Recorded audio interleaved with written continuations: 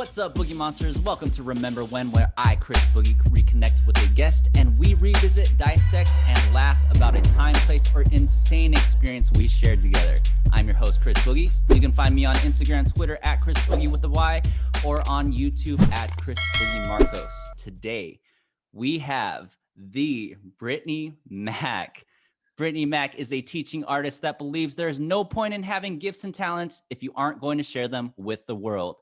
Born on Chicago's South Side, Britt had the incredible opportunity to attend the Chicago Academy for the Arts College Prep High School, where she majored in musical theater on a full scholarship. Wow.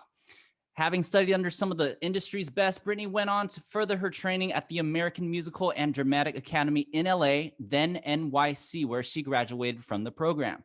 Now, Britt is a Broadway performer that has been blessed to travel the globe doing what she loves, but most importantly, she is working to inspire any and everyone who needs a little reminder that you can do it.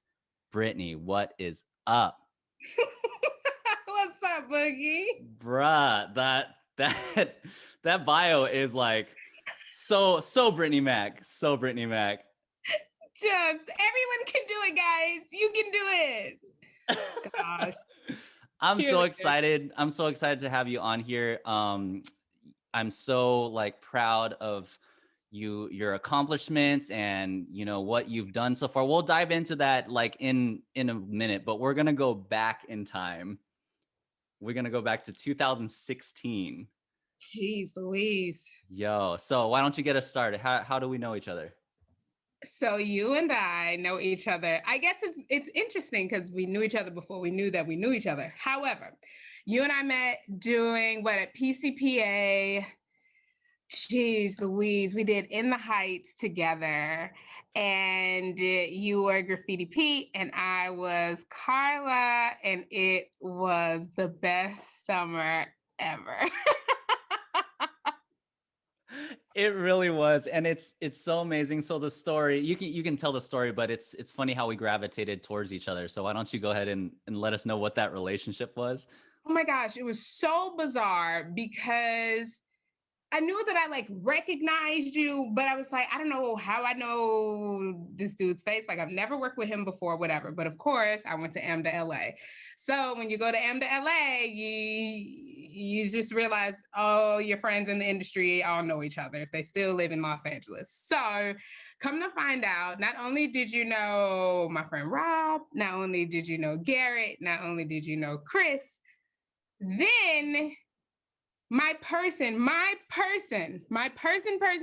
April from college, from AMDA, favorite person in the world, just homie. I was like, wait, you her man? Wait, bruh, stop it. Are you serious? And I was freaking out, and I about lost my mind. And he was like, yeah, I know Garrett, I know Rob, I know everybody, I know the whole crew. And it was just it was a 0.0001 degree of separation. It was we should have known each other. And all that time, 2008, it was crazy. It was so crazy. For real. I remember hearing stories about you before I even put a face to the name. And I swear to God, all these stories of you guys walking the boulevard and during college, you guys' wild days and stuff like that. And it was funny because I mentioned you to her before she knew that it was you. I was like, oh, there's this girl, she's crazy talented. She's hilarious. And she's like, oh, that's cool. You made a friend. Good for you. Yeah. Keep her a friend. Yeah, Great. exactly. Okay. So you're okay over there. But then she saw a picture of the cast and she was like, wait, is that person Britt Mack? I'm like, yeah, that's the person I was talking about. And she's like, you don't understand. She's one of the girls. Remember that story of the art orientation? She was the one girl. I was like, oh, that's cool. So a friend from college. She's like, no, she is my person. Person. It's so funny that you both said my person, because that's a thing between you two. I don't know, whatever. From Grey's Anatomy. Yeah, I know, whatever. God. But it's so great. What a coincidence, and it makes so much sense though how we kind of like gravitated towards each other, and we were like hella cool because good people seem to like gravitate towards good people. So Yeah. it's such a wild crazy story how we know each other.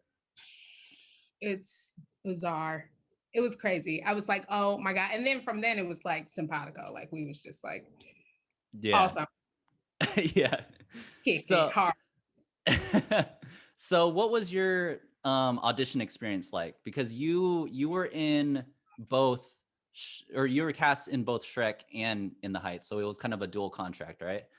Yes, yes. So Michael Jenkinson, who was on the staff at the time at PCPA for the conservatory, specifically for the school, he and then was a resident actor and director there, choreographer as well. I met him on a contract at where was I? Phoenix Theater. And so I was there doing, I think, Avenue Q, and they were auditioning for Memphis. So I was like, yeah, I want to come out. I'll do it because I had just did a fill on the tour, and I was like, I love this show. I want to do it again. It's just one of those shows, and I was like, yeah. So I went in, I auditioned, and the rest is history. Michael is just MJ. He's just, love him.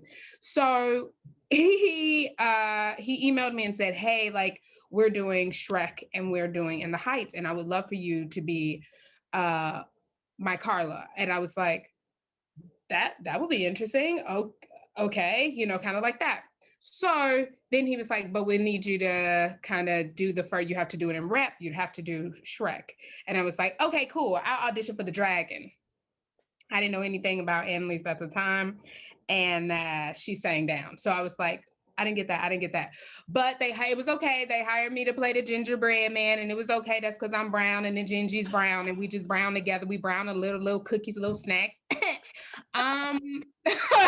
So I got to do the voice of Gingy and play the Sugar Plum Fairy, which was a dream. Shrek was not a show that was like on my radar at all. So I did a lot of video stuff. So I was in and out of New York. I was between New York and Chicago at the time. And so, but still like working all over. And so I had to do quite a few video callbacks. And I was like, okay. I remember being in my living room in my apartment, like moving stuff out the way. And I was like, I remember it being really hot in my apartment and trying to knock these videos out real quick. And he was like, I need you to do this. I need you to whatever, put this down. Did it on my phone and sent it before like, it was like when all you had was Dropbox, you know what I mean? And so it was just a little more complicated. The internet was slow. It was a lot going on. So I did that. So the audition process was interesting because of the stuff they were kind of asking me for. I was like, okay, because Michael knew my work, but he had to kind of, everybody else had to see and all these things. So I was like, all right, cool. So I knew that I was a shoe-in, quote, quote, for Carla, but Shrek was really the audition. And so once I got there and got a chance to get my feet wet in Shrek, I had so much fun. And it was actually a great way to kind of transition and like catapult into Carla because she's so fun loving and like, she's just, she doesn't really have any inhibitions, and she's just kind of like, listen, yes, so she's just like exactly who she is. So going from Gingy to her was a good time. Yeah. So it was good. That's crazy to hear. I didn't know that story. And I remember watching you in Shrek and your Sugar Plump Fairy. Is that the character? Yeah. Oh my God. There was a part, I don't remember what song it was, but you just sang off the chart. And I was like, I'm going to be in the show with this chick? No way. No way. Yeah, it was the top of Freak Flag because Gingy starts the whole song and whatever like that. So it was, yeah. Holy crap. That was ridiculous. And I know we're going to dive into this like deeply, but your Carla is, listen, I've done In the Heights a few times. Okay.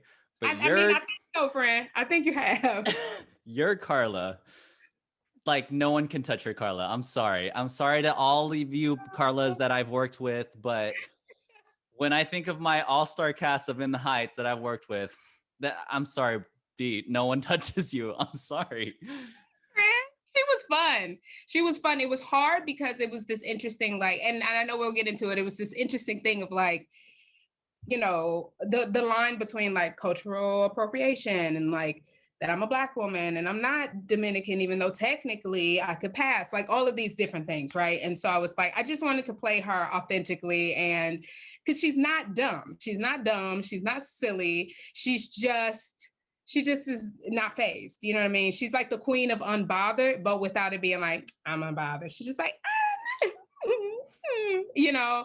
So she was fun. She was fun. I learned a lot about myself as an actor playing her. So it was good.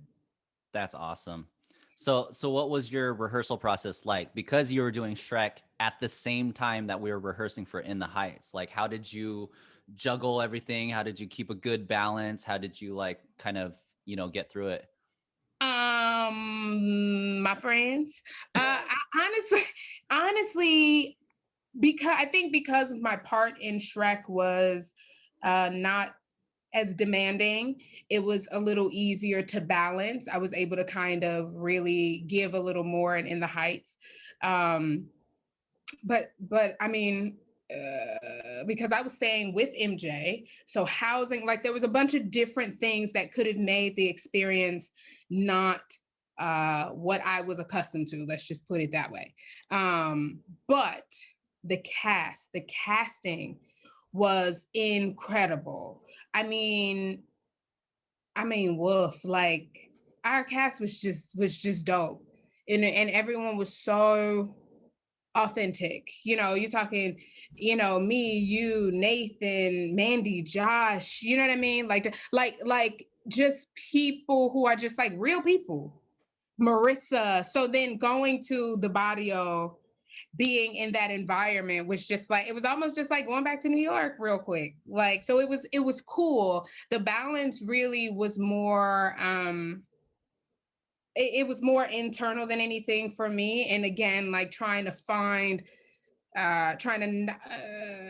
make sure I didn't teeter on that line, make sure I am just a vessel to tell this story as opposed to being Carla.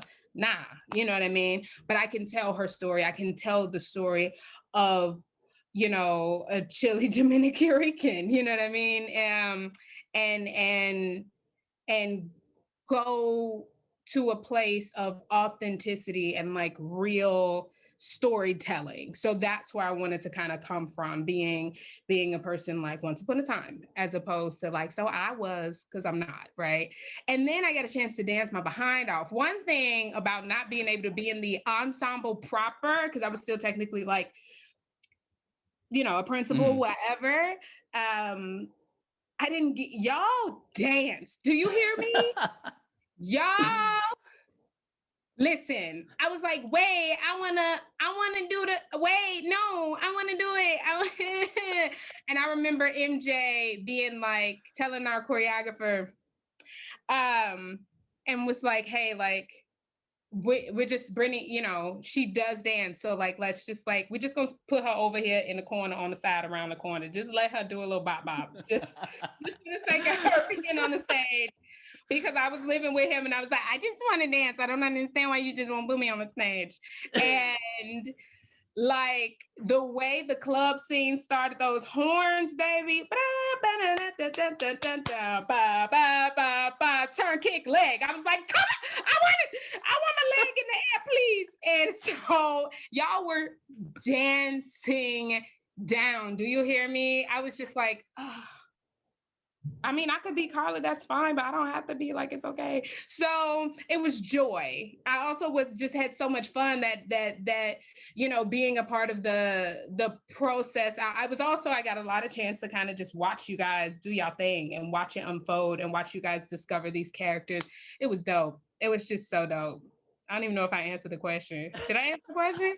Yeah, you totally did. I mean, Okay. I just remember so many like fun moments from rehearsal, especially with you. Like it was so fun to just like play. And I think I experienced kind of a new dynamic with Graffiti Pete and Carla for the first time. Yeah. When I got to act with you. And I was just like, this is just so much fun. And it's like we're creating, we're playing, but we're being professional and like putting on this like full on musical. I just remember so like just smiling and laughing so much during that whole rehearsal process. Yeah, it was crazy. I mean, it was crazy, like, because there was you and then Matt, right? Because he was who did Matt play? My cousin, Sunny. Yes, Yeah. she's Louise, Matt Cardenas, and it was so much fun because you guys had a very interesting. Y'all had like, you know, it was like I'm watching y'all. He was kind of like your little cousin, like bruh, like whatever, because you were this interesting in between Sunny and Usnavi, right? And this kind of like what the neighborhood actually like is. So it was fun watching your Graffiti Pete. Believe it or not, In the Heights was the first show that I saw on Broadway. Oh, wow. And it was the very first show that I saw on Broadway. I never forget, I was in AMDA. I went to try to do Rush. They were like, we're on one of Rush tickets. And I was like, yo, mama out of Rush tickets. And I was mad. I didn't know what her mama had to do with it, but I dragged her mama. Do you hear me? So I was so mad at her because she was a student too. She was like at NYU or something like that. And I was like whatever. Bye. Whatever. And I literally went outside and was like, because I felt like she was picking on me. Anyway, her name was Stacy. I remember her name tag. Oh, like bye, Stacy. Never trust a girl named Stacy. Stacy with a bang. Mm-mm. She went to probably like the School of Journalism or something. Anyway. So I go outside. I call my friend Avion. So I was like, hey, like they didn't have any more Rush tickets, like whatever. He was like, okay, B, well, maybe next time, whatever. I was like, okay, I felt a little defeated. This couple came out who were behind me. This gentleman said, I will never forget, older couple. They was probably from the Midwest, from Iowa or something, you know, Dan and Susan, if you will. He was like, I don't know. Just rock with me, roll with me. So he goes, here you go, sweetheart. Enjoy the show. And they just walked off. I want to say they poofed into like, you know, underground smoke, like Michael Jackson. They probably did. They didn't really, friend. They walked away. Like I actually saw them go down the street and turn the corner. But it's cool if you say they poofed like Moonwalker. You know what I'm saying? So anyway, yeah, they got me my ticket, orchestra ticket. That seat was like $190 something. And I was like, wait, how you? I mean, I was just like, bam, right in the front. I think I was like third row, center, just. And I got a chance to see Afra Hines, who I got a chance to work with later, and all of these things. And so In the Heights was the first show that I saw on Broadway. And I remember looking like, yes, this is the storytelling that we need, you know? So being able to see it and never being like, oh, I want to tell this story because it's not my people's story, but it would be a beautiful story to tell. The other thing was coming into this show when you think you have an idea what the music is. And do you remember we was in that music rehearsal and when we first heard like all that layered track the first time he did it, because we were on a click. Mm-hmm. And when and we were like, wait, what? They don't say this in the show, how dense the music was, like parts and all.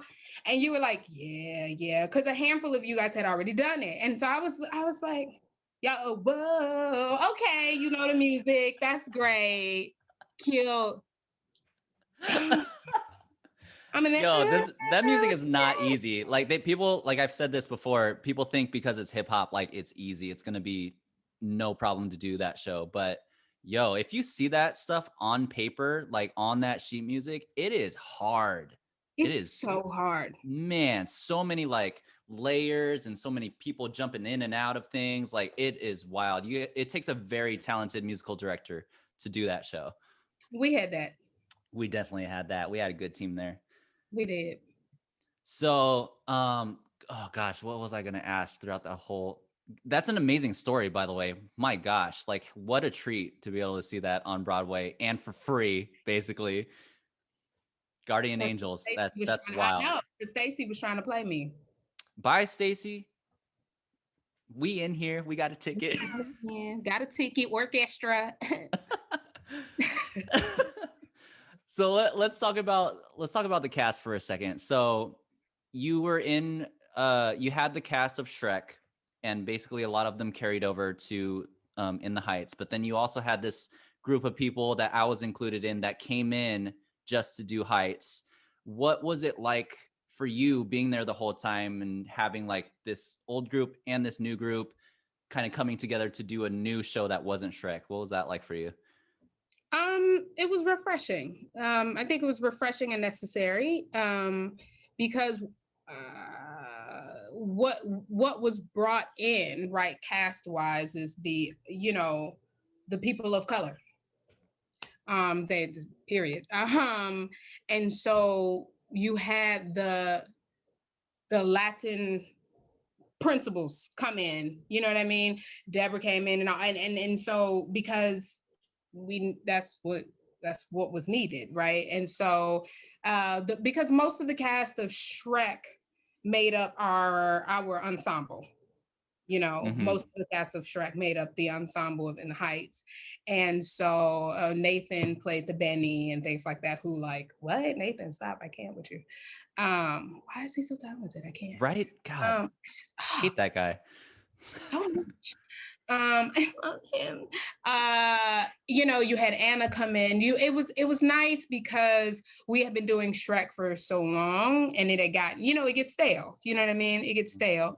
And so it was nice to have it was nice to go from this cultural experience, right? Doing In the Heights, because you can really learn a lot from the material and from the music if you really want to, right? And then so to go from that and then go do Shrek at Night, it kind of made you feel like, and but it also heightened your storytelling at the same time. It added something to Shrek that we didn't have before. I can say that too. Yeah. So I think it was the necessary it's what I needed personally, having some culture come into the space, and then having okay, great, okay, good. I was worried. You know what I mean? Okay, good. Okay, we could tell this story, guys. We could tell this story. We're fine. Type of thing. You know what I mean? Because you get concerned. You see, and I am 100% about, cast who needs to be cast to tell the story. It's not deep. It's not deep. It's not hard. So seeing the new Heights folk come in, I was like, oh, thank God, and it just made for, I think, a better experience. And I think it gave all of us as Shrek cast like a boost, kind of like dust the, wipe the dust off, kind of shake it off. Let's get back into telling a new story now. So I will say that coming into that situation from, not being in Shrek, you were one of the people that really like opened your arms and kind of welcomed all of us into the group and didn't make us feel isolated or like left out of anything. You, Mandy, and Nathan, and Josh and Andy and Matt, like you really like just embraced us, which thank you for that. And I'm not just saying that because you're on here, because you totally did that for me. So what was your favorite part of the show? It could be the show itself or the entire experience.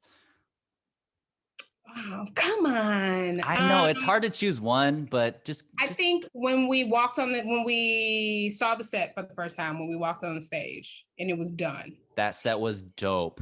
And we saw the graffiti that Graffiti P did that said In the Heights on the stage. I think in music rehearsal, when we all sang 96,000 for the first time. And I think when we sang it the first time, I think when we like learned it and like dynamics and stuff, I don't think we even got through it. Like I don't know if you remember, it was like, I never went shit.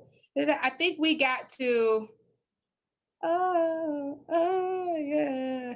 Oh, tiptoe when we get to know, and once we get going, we're never gonna stop tiptoe when we right at that, and we were just like, like we got so like, yo, what the fuck? that we didn't even finish it. Like we couldn't even get through it. We were just like, yo, did anybody just hear what we just did? Anybody hear what we just did? Because we just did that. Because now we had a singing group. We sang. So I was like, it was a very well-rounded, triple threat situation. It really was. Like, and I just was like, I think that was a solid moment. I think when we did, there was there were so many. The first time we did Blackout at the theater with the phones and like the whole thing.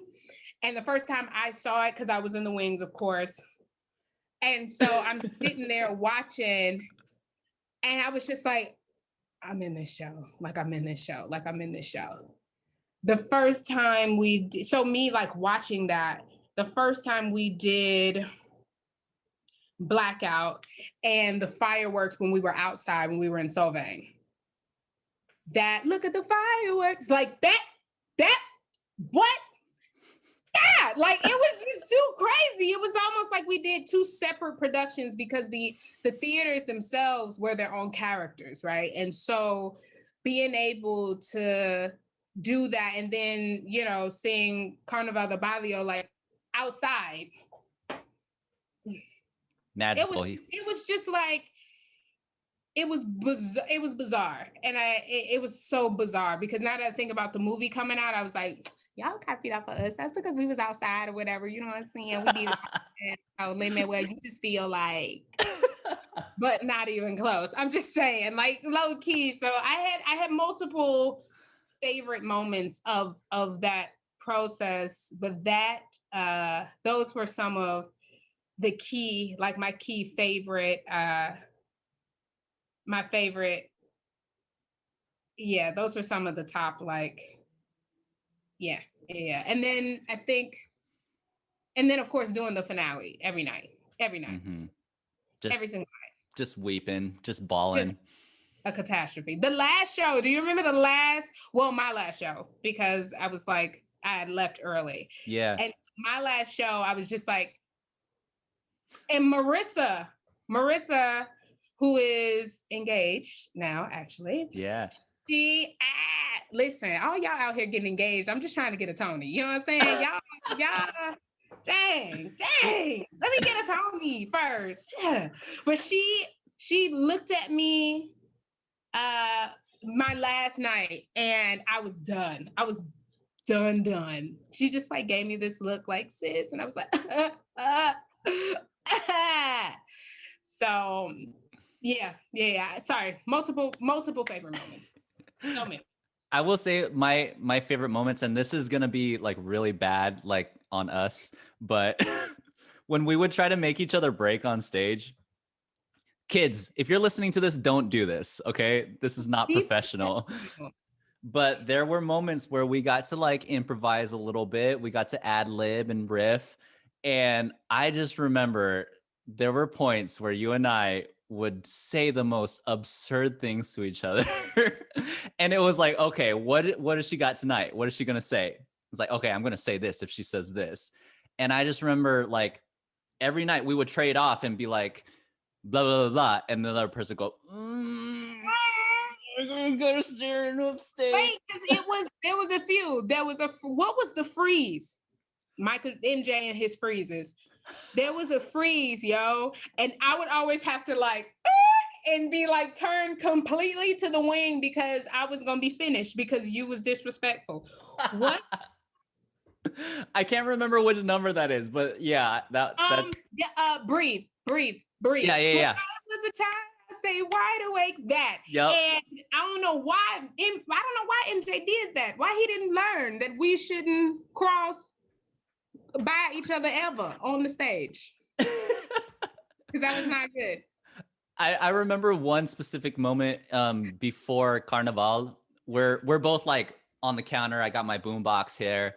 And one night, when everyone starts arguing, I'm like, why you gotta do this? And you picked up my boombox and you're like about to throw it. And I was like, I was like, but then the next night, you did the same thing, and I was like, no, please, oh my God, please don't throw Yeah, my. you're like, oh no, oh my God, please. And I was like, ah.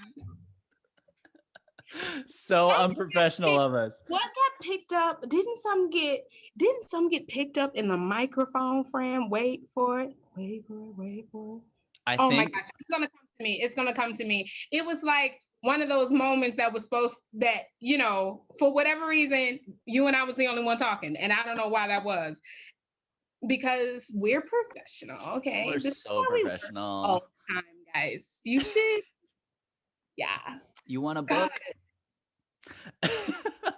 But those were my favorite moments. And honestly, again, I'm not saying this because you're on here, but when I think about that whole experience, I just think about those like fun, hilarious times we had together. And I tell these stories to like future In the Heights people. Like, oh, this one time, the girl that played Carla, her name's Brittany Mack. Like, it's so like it. Those memories are just like so fresh in my brain. It's crazy.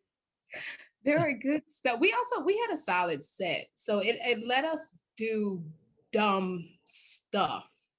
That was also the problem.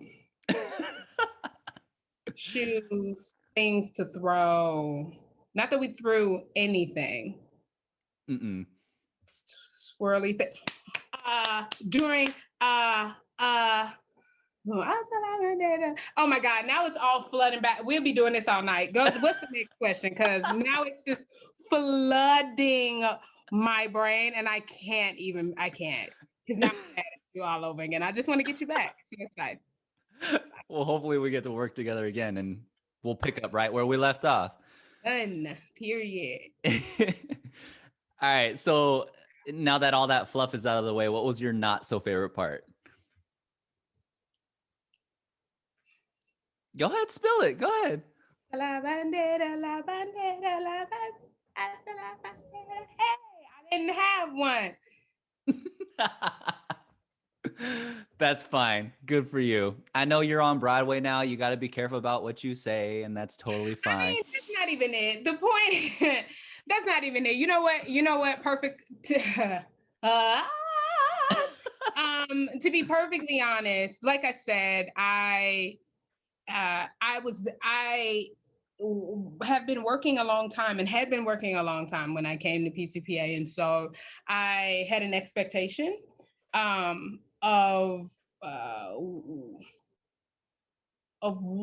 how I thought certain things should have been handled. And that's more on an administrative side, not my experiences with the shows and direction, choreography, the shows themselves, fabulous. Production, sound, everything, fabulous. I've made friends and people that, you know, I know in the industry now who because of me being able to be there, right? And so, yeah, I do, like I said, I have a very particular expectation, because when you're an actor and you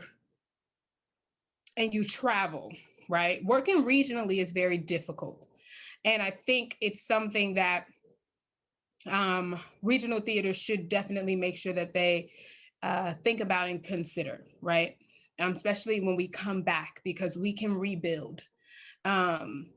Because it's not, oh, we can come back a force like we used to. We can't, because there's so many things that need to be done. But I think in our doing, to consider the whole actor.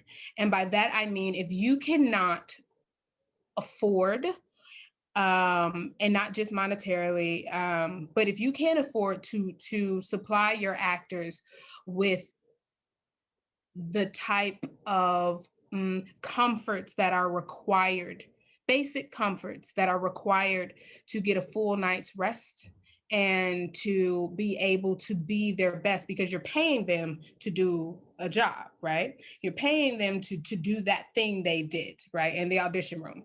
If you're not getting enough sleep, if you're not rested, if you're not healthy, you can't do that as an actor. This is what we have. This is our tool, right? So if I'm stressed and my face is broken out, then I'm this, that, and the other. Doesn't make for a good product, right?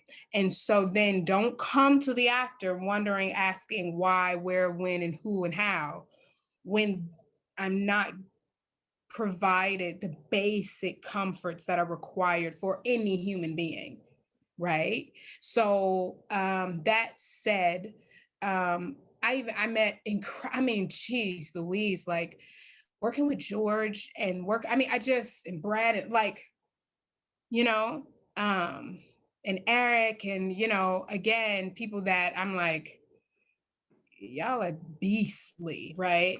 Um, but you can be when you get to go home to your bed. You know what I'm saying? And have your comforts and things. So my thing is be able to give all of your actors, especially if they're from out of town, be able to give all of them what they need in order to do the job that they want to do. This is what we're here for. We're here to entertain. We don't want to do nothing else.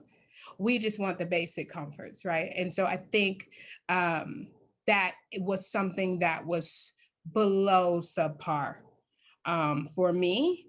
But other than that, I I would go back and do it again because of you guys and because of the experience that I had with Gingy and the Sugar Plum, and being able to tell such a beautiful story like Shrek. It really is the most beautiful story, especially when you're in it. It reminds you to be childlike always, to remember that, to be silly, and how important imagination is, right? So seeing all those kids in the house and they just, oh my God, full of eyes, full of wonder, right? And bellies full of fun and laughter. It was something that helped you be able to keep going. And then you go to do an adult show, something that got a little more substance to it about gentrification and things like that within the Heights. So it's important to know that you guys and the honor that it is to be able to tell those stories was why I stayed. That my friend and mentor, Michael Jenkinson, was the reason that I stayed and had such a wonderful time. And yeah, and gosh, I couldn't think about the last time I was in California and or had done a show in California. Yeah, sure, I'm gonna do it. And had the opportunity for my friends to come down and see it. And Garrett came, and Allison, and Rob came, and Amanda came, and it was just, and April came. And so it was just like really cool. There's nothing more cool than your friends be able to see you do your thing that was like right next to you in class. Me and Rob, tired from the night before, from studying so avidly on our finals. And so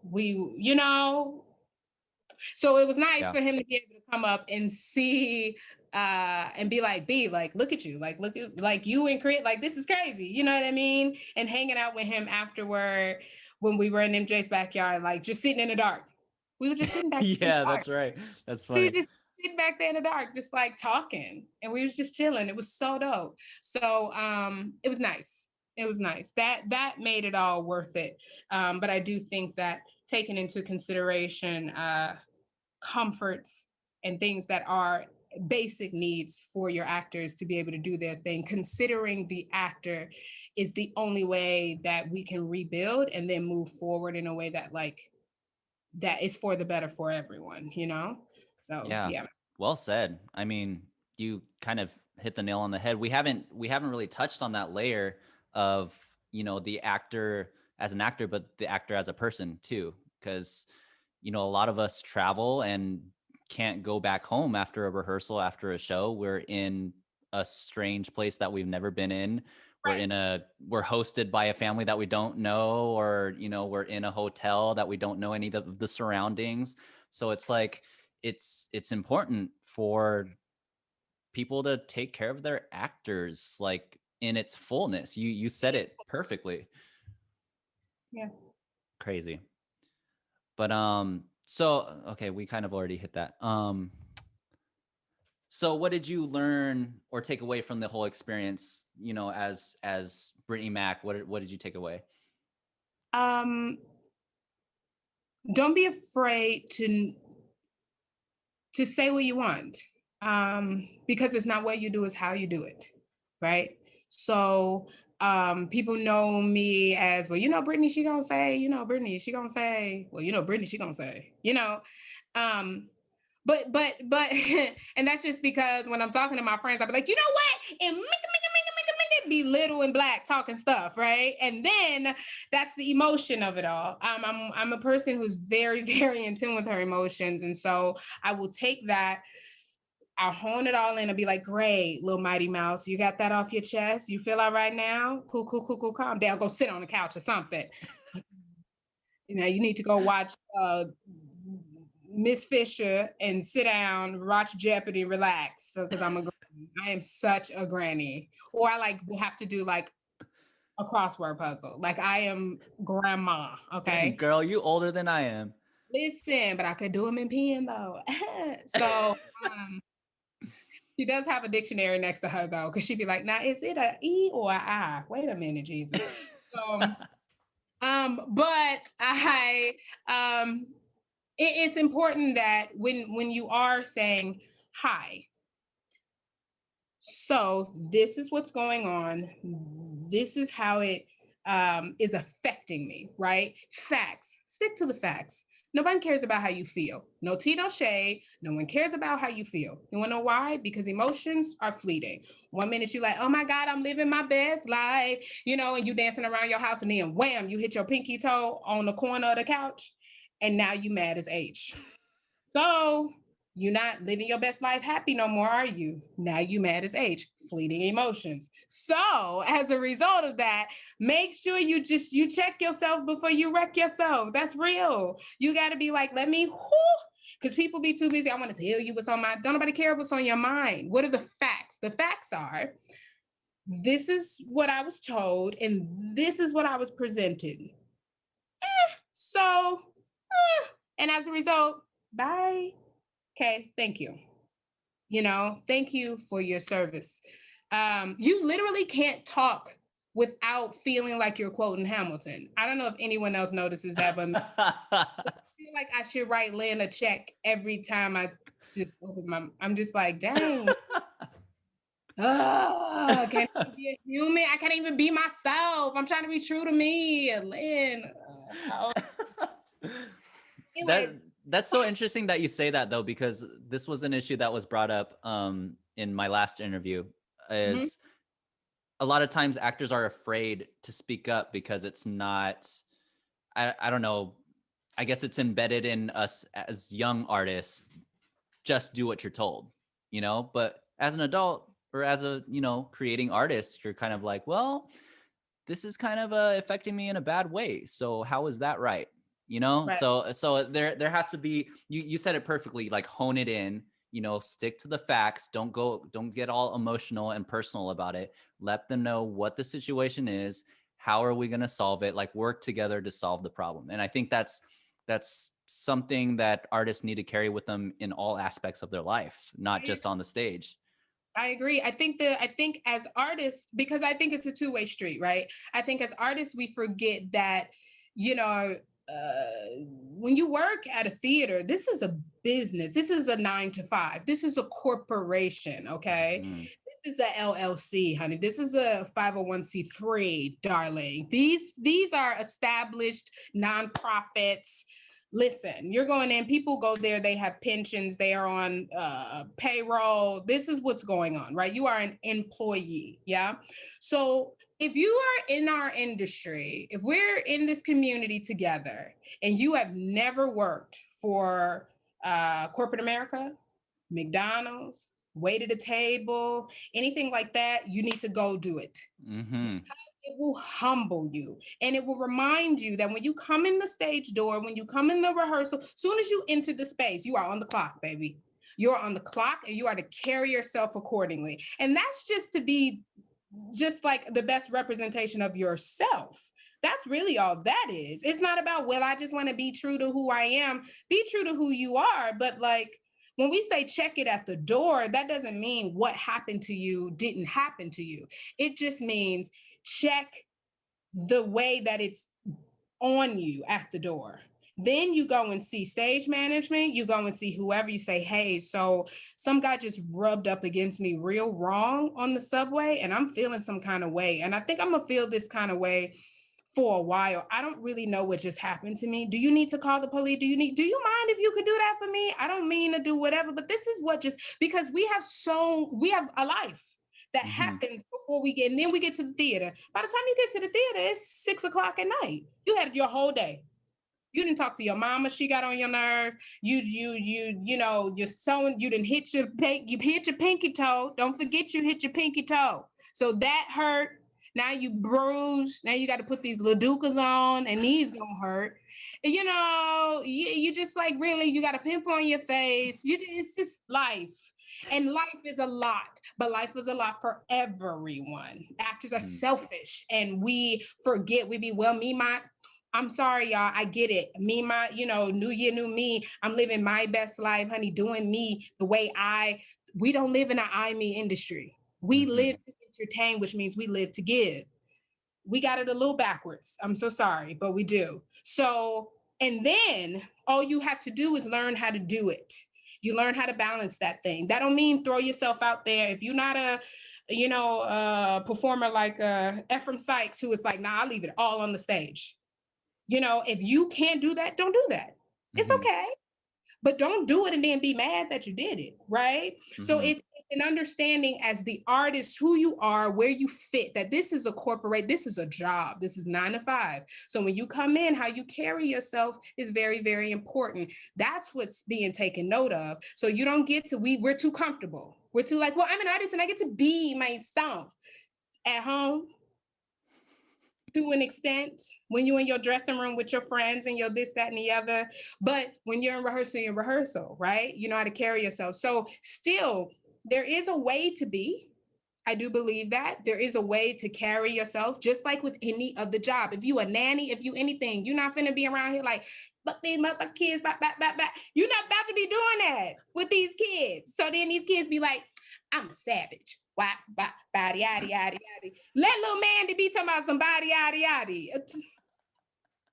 Sarah gonna be like, I'm so sorry. Taylor, can we have a conversation? Can we just talk to you for a second? Something about a Black beauty or a stout, some type of breed of horse, some type of mare. I don't know. Could you just tell me why my child is singing about her body and it's not? Oh my God. Like, you know what I'm saying? So you're not going to do that. So it's the same thing. We think, oh, the stage is where I can be myself. The stage is where we're paid to actually be someone else.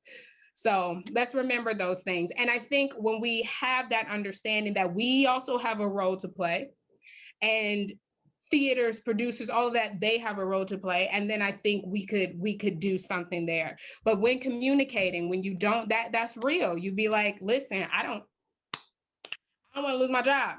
You don't have to. I have never been silent about anything. And I have never lost, thank you, Lord, my job. Because the other thing is that I am willing to take the L. If I stand up for myself and say, hey, no matter how I do it, I could go, hi, I just have a quick question for you. I could try to do the mousy and maybe the pitch of my voice is going to help. Nah, you may as well just come and be yourself. Hey, so A, B, C, D, E, F, and G. So that equals H, I, J, K. And so elemental P. And so thoughts? Well, I just, we can talk about that. Okay, cool. And yes, you're going to want to throw up and doodle at the same time. And your heart is going to be like, why are you over there, heart? You supposed to, I just had her dead. You're going to want to feel those things. But ultimately, that's the process to getting to the next place as an artist and getting to learning yourself, how to stand up for yourself and our steps toward the future, right? So it's a layered thing, but you don't have to be afraid. You don't have to be afraid to be who you are. You don't have to be afraid to stand up for yourself. It's just how you stand up for yourself, and because you want to make sure you're heard. That's really all it is. you know? Mhm. So Amen. My God. All you listeners, you just got a masterclass in knowledge. Like, thank you, B, for spitting all that knowledge. Like my neck hurts from just like, mhm. So thank you for all. That's all just like such useful knowledge and information. So thank you so much. That was beautiful. experience. Sorry if I talk too much, but y'all can Ah. catch me. I'm taking offerings. I'm just waiting. All right. So we're gonna get into a little category, section, segment. I don't know. One of those things. Called Getting to Know You. All right. So these are rapid fire questions, fill in the blank, this or that. You know, I may or may not judge you for your answers. Cool. All right, bring it. Let's go. All right, here we go. What's on your pizza? 4 or 5 different types of cheeses, black olives, green peppers, mushrooms. Okay. Favorite alcoholic beverage? Ooh, bourbon. Yum. Go ahead, bourbon. Uh Backstreet Boys or NSYNC? Oh, I know the audacity, right? how you gonna do that? You like the boy band king. How you gonna do that? Both, because early Backstreet, so Blackstreet into Backstreet into NSYNC. That's cheating. Hey, that's better than most people. Everyone's been like NSYNC.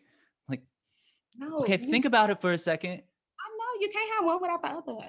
I mean, one of my friends said New Edition, and I was like, go ahead. Listen, because if that's the case, Boys to Men. But it's not. This is Backstreet Boys and NSYNC. Okay, you're right. All right, Ninja Turtles or Power Rangers? Ninja Turtles. Amen. Something no one knows about you. I know how to do this. I know how to roll my tongue and my belly. What? Let me see. My tongue? Yeah. What? You want to see me roll my belly? No, you don't have to do that. I mean, I don't know what kind of show this is, Chris. Let's keep it PG. Keep it PG. Don't get all these thirsty guys in here. All right, fill in the blank. I wish I wasn't scared to fart in public. Because I just never know. I don't know if it's like, or if it's like, or if it's like I don't know. I'd be like, stress. So then I got a stomach cramp up in my ribs. It's bad. Oh my God. Something you're obsessed with right now. Oh my God. Okay. God, it just depends on the day. Pickles. Love that. Love Red pickles. The like sweet kind of ones. All right. I see you. Something you hate that everyone else loves.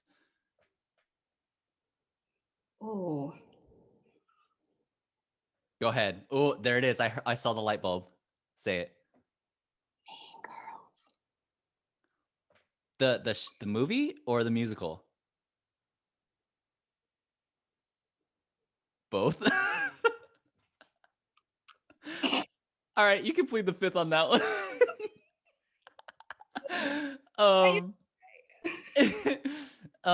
Who was your childhood celebrity crush? My childhood celebrity crush. Okay, wait, I needed like, okay. Like, honestly, like for real? Yeah. Okay, so I had 2. I had a couple, but I had 2 basically kind of. So, okay. Do you know this person now, like personally? Is that why you're not saying it? No, because it's not even like a real person. It's like a TV celebrity person. Okay, it's a couple. Okay, so Jonathan Taylor Thomas. All right. Piccolo and Goku from Are you serious? Piccolo and Go. Let me tell you something. Piccolo, I was like, he black, he African, he Wakandan. He said Makano Kapuso. That guy black. Oh, that is hilarious. Oh my God. Okay. Who and then did I already say Jonathan Taylor Thomas? I did. Yeah. And then okay. And then Piccolo and then Goku. And then honestly, Tommy from Power Rangers. The Green Ranger. Ah, yeah. Jason David Frank.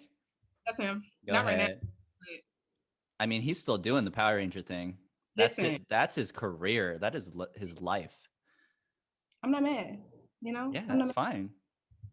Do you P.S. boo-boo? Rewind, real quick. But I knew that we were gonna be good friends once you started talking about It Man, and we started talking about the freaking Thunder Punch and everything. Listen. Because so they had put Enter the Dragon on Netflix recently. And I was like, well, we're gonna start there and then go. And I got Drunken Master on a cassette tape. And I have a VCR. I mean on a VHS. Yes. So I'm gonna do Drunken Master. Then I'm gonna go ahead and do, you know what I'm saying, Enter the Dragon. Then I'm gonna go ahead and do like Rumble in the Bronx. So then I was just like going back and forth, Jackie Chan, Bruce Lee, Jackie Chan, Bruce Lee. Then I was like, wait, now we in the present day. Oh, because then you go into Jet Li, then you do all that, right? Mhm. Then oh wait, man, it's time. The way I sat. This was very recent, Chris. I'm so glad you brought this again. So, Oh, hilarious. I love you so much. All right, we got a couple more questions. so sweet. Man, my voice is just done. Most rebellious thing you did as a teenager? Snuck out. Oh, okay. Okay, cool. It was my birthday weekend. My mama was out of town, right? So we grew up in this really gorgeous house. God, Jesus did it because listen, it was 5 of us. My mom, single parent. My mom, so it was my brother and I. My mom adopted my 3 cousins, so there was 5 of us because she's a freaking superhero. And then we had like a dog, 2 birds, 3 horses. It was a lot going on. Lions, Wow. tigers, the pool, them. It was a lot happening. Plus, the neighborhood dogs used to come over because they could be out without a leash, but not our dog because he used to fight. And so then all the kids used to come over. So then my cousins came over. So mama out of town, weekend, birthday, turn up. Baby, I think we invented the phrase turn up that weekend because and that's when we used to drink. Is this like a kid-friendly show? It don't matter. Go ahead. Okay, cool. We used to drink apple vodka, green apple vodka. Oh God. I can't think about it now because it makes me want to hurl and die. But we used to drink that. And yeah, we had a loft over our garage. We was in and out. The garage was over there. The house was over there. So we was like zip, zap, zop, zip, zap, zop, zip, zap, zop. And we was just living our best life. That was terrible because literally the whole neighborhood was there. Neighborhood. And we've never, because we weren't the kids to go out and do nothing stupid. We was like, if we're gonna do something stupid, we're gonna do it at home. Smart. And yeah, that way we didn't do nothing stupid. And police, right? And so because my mom was like, the police will shoot you. And we was like, oh, okay. So we didn't do it. So we did a lot of stuff at home. So that was probably the most rebellious because it was everybody. Everybody. My boyfriend came over the next day on a train from Indiana. Like it was a lot. Savage. My gosh. All right. One thing you want to be remembered for. Not that. Being an inspiration and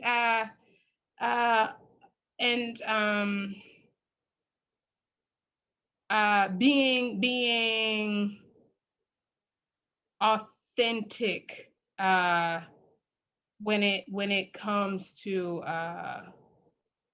fear and being like, yo, this sucks and I'm scared, I'm gonna pee on myself, but here I am, you know. And just inspiring and being you know, hope provoking. I wanna get people to, you know, choose joy, choose hope, choose to believe in each other. And yeah. Beautiful. You're on the right path for sure. All All right, last question. If you were able to go back in time to the In the Heights experience, is there anything you would change? Anything you would that you would say to a specific person that you didn't get to say, or anything like that? I think I would like to have hung out with Anna Bowen more. Um, she's brilliant. She's brilliant. She's been through it. And that woman is strong. It's like strength recognizes strength, and I was able to see that, but like, whew, what Mm-hmm.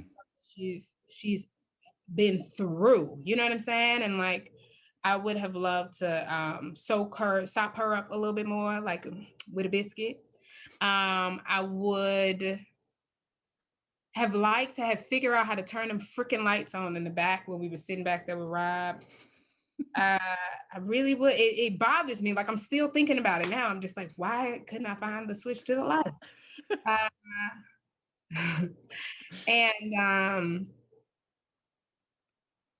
yeah, man. You know what? I would have liked more studio time with us, because we used to dance. We used to go into studios and just like turn music on and just like hit it. And those were good times to me. And I think I would have enjoyed more of those times, more Applebee nights. Mm. Yo, we was at Applebee's like it was fine dining. Like, what? Y'all want to go to Applebee's? Ew, gross. And I think just soaking you guys up a little more. If I could, if I really, really could have if I had any say so, I would have hired, I would have hired, I don't know how the team of y'all would have worked, but I think it would have been something cool to hire you, Mandy, and Josh as the choreographers for the show. Oh. Yeah. If it Huh. changed something ultimately about the show, I think choreographically it came together. But I think for again, cultural authenticity, I would have hired a collab between you and Josh and Mandy to like really do that thing, because I think it would have pulled out something a little extra in the show. It would have. That That would have been dope. would have been mad dope. Just like, oh, I'm gonna take this section. You got these many 8 counts. Go and do, because the cast was big enough to do it. And we ended up doing that anyway. Yeah, somewhat. Yeah. Mm-hmm. Swag All right. Well, thanks B again for doing this. Like, it's so crazy that I can call you a friend. Like, even with all this stuff that's happening in your career and, Miss Broadway, everyone's like, it's so funny, the people that I talk to about Six, and they're like, oh my gosh, like Brittany Mack. I'm like, Brittany Mack, whatever. But, I'm so proud of you in everything that, it's so well deserved. It couldn't have happened to a better person. And it sucks that we're going through this right now, but there's now no doubt in my mind that, great things are going to continue to follow you. And yeah, it's an honor to call you a friend. That's all. I love you, Boogie. Is there like, are there things in the works right now? Like, what are you working on? Do you want to plug anything? I mean, follow me on my Instagram. I do a lot of cameos and things like that. I do have a couple things in the works.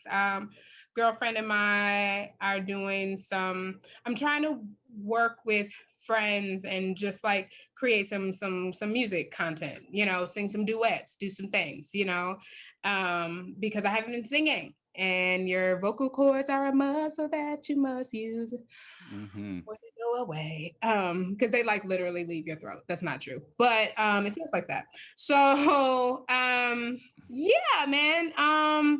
And believe it or not, right now I'm fasting. So I'm doing like a fast with my church, and we are kind of coming together about some different things. And so it's very interesting to start the year off just getting it together from the inside out, right? Spiritually, physically as well, the body itself, emotionally, and things like that. So just making an effort not to bring the remnants of last year into this year. So I actually love that this is like my real first project of the new year, is to do this with you. So I'm really excited about it. So yeah, I always got something going on. Check me out on my Instagram at Britt, Britt Mack, Mack, and the number 8.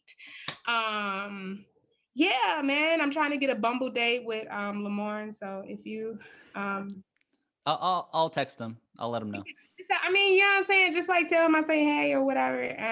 I like New Girl, you know, but I also like him in Woke. You know what I mean? That's a great show. I also just like him. It's fine. Yeah. So well, that's about it. I'm just trying to get a puppy, you know? Oh gosh. I love you, B. Again, thank you so much. Thank you so much. I'm sure we'll talk more. But I'll have to have you on another episode and just like, you know, shoot the shit. Yeah, I'm down.